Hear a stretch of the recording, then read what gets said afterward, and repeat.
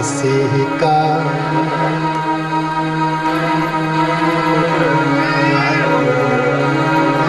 किसी का भी अगर ऐसा कार्य करने से दिख जाता है तो सच्चाई भी अवश्य दिखेगी। आप भगवत भजन कर रहे हैं ये भी दिखेगा।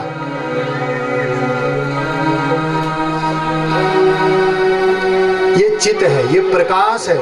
अपने अंदर के प्रकाश को जगाने का प्रयास हम लोग करें।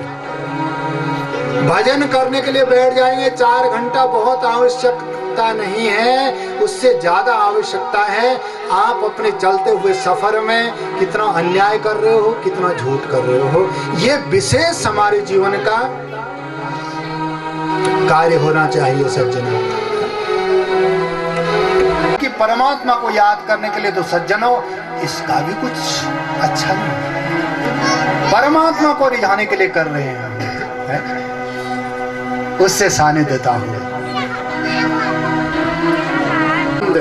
तीसरा शब्द आता है आनंद। सत आया, चित आया,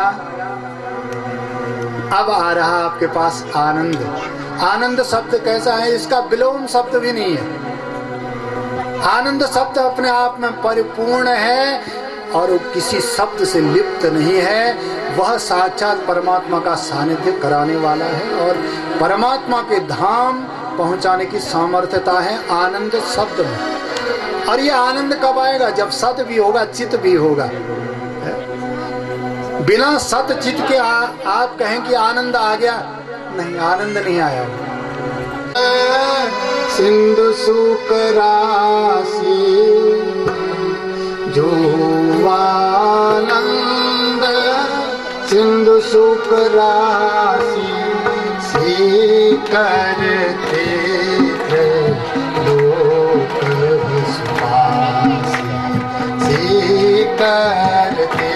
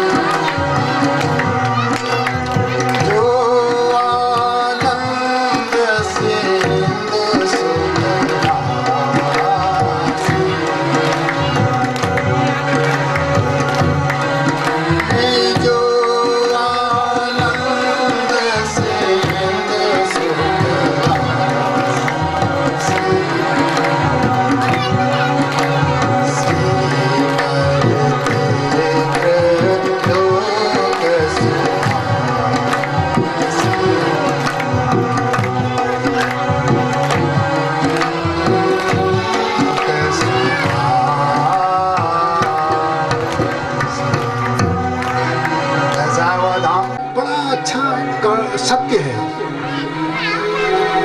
आप पहाड़ों में रहते हैं और हम भी पहाड़ों में आना जाना हमारा बहुत ज्यादा है। आप लोग बहुत जागरी भी लगाते होंगे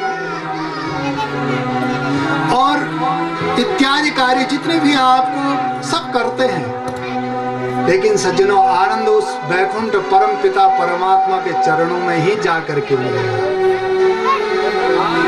धाम की राशि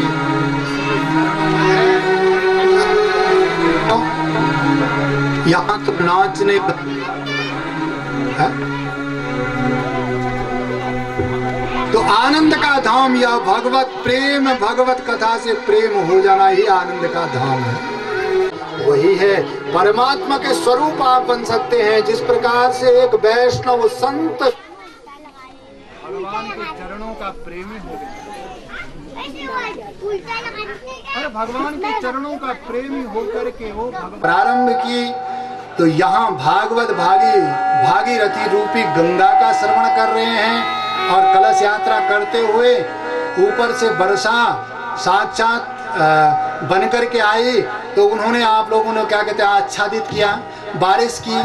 और साथ में केदारेश्वर मंदिर का सानिध्य, भगवान शिव के दर्शन किए और साथ में रामगंगा का पावन सानिध्य, और बड़ा अच्छा योग है सर्वार्थ सिद्ध योग।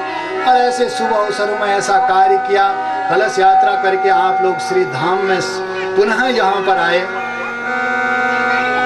और सज्जनों, आज का फिर आप लोगों ने पूजा इत्यादि की। आज जिस प्रकार से भी आप लोगों ने किया वो बहुत सुंदर हुआ, और सुंदर विचारों से किया है तो सुंदर ही होगा। और कल से सज्जनों हम लोगों का ठीक समय होगा जिसमें जजमान लोग जो है अपना सुबेरे का पूजा का कार्यक्रम रखेंगे। हमारे ब्राह्मण आचार्य लोग हैं, वो लोग ठीक अपना कार्य 7 बजे से प्रारंभ करेंगे और 8:30 बजे से जजमान लोग पहुंच जाएंगे जहां पर आप लोगों को पूजा करनी है, पूजा स्थल पर। और वहां आपको बच जाता है, समय लग जाता है। ठीक यहाँ पर कथा हम लोग 2 बजे से चालू करेंगे और 1:30 बजे से हमारे ये सारे लोग बैठ जाएंगे। 2 बजे से कथा प्रारंभ करेंगे, 5 बजे तक हम लोग कथा करेंगे। 5 बजे के बाद सज्जनों हमारे थोड़े झांकी वाले जो कलाकार हैं, थोड़े आप लोगों को भगवान कृष्ण की झांकियों का भी थोड़ा आनंद दिलाएंगे। 5 बजे के बाद जो होगा वो थोड़ा सा झांकियों का आधे घंटे का कार्यक्रम होगा और उसके बाद हम लोग आरती प्रसाद इत्यादि रखेंगे और सारे लोग समय अनुसार पहुंच करके, और जितने सबने कलश वलश उठाए हैं, जितनी माताओं ने, तो सभी लोग कथा श्रवण करने के लिए समय के अनुसार पहुँचे। और फूल इत्यादि जिनके पास भी हों तो फूल लेकर के आए, अन्यथा माला बना करके ले आए। जैसा भी आपका स्वभाव भाव बने वैसा बना करके फूलों इत्यादियों से सेवा भगवान की करते रहिएगा। और सज्जनों, जजमानों से है कि सवेरे सभी ब्राह्मण लोग सब फलार रहेंगे और शाम को भोजन पदार्थ की व्यवस्था होगी और दोपहर में फलार लेकर के ही कथा श्रवण करेंगे। हमारे जजमानों को विशेष रूप से कह दिया जा रहा है कि कोई बीड़ी गुटखा तमाकू यदि खाते हों तो बिल्कुल क्या कहते हैं आज ठाकुर जी के चरणों में अर्पित कर दें, न खाएं। और दूसरा, दाढ़ी बाल छोर कर्म इत्यादि 7 दिन तक किसी प्रकार से न करें। और नियम अनुसार जितना नियम हमसे आपसे बन पड़ता है, हमारे लिए भी बहुत नियम है, आपके लिए भी बहुत नियम है, और उन नियमों का आप और हमको पालन करते हुए चलना पड़ेगा तो कार्यों में त्रुटि न हो। और जिस प्रकार से हम कथा सुन सकते हैं विशेष प्रकार से, जिससे भोजन के बिना नहीं रहा जा सकता है, आजकल बीमारी लोग बहुत हैं, नहीं रहा जा सकता है तो वो ले ले और भोजन कर ले जिसको अति आवश्यक है।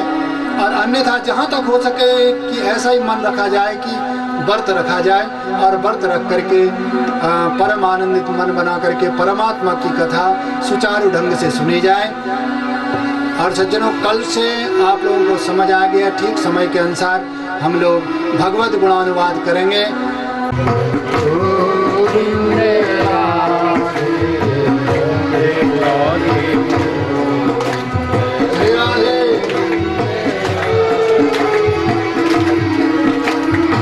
प्रेम से तालियां बजाते हैं।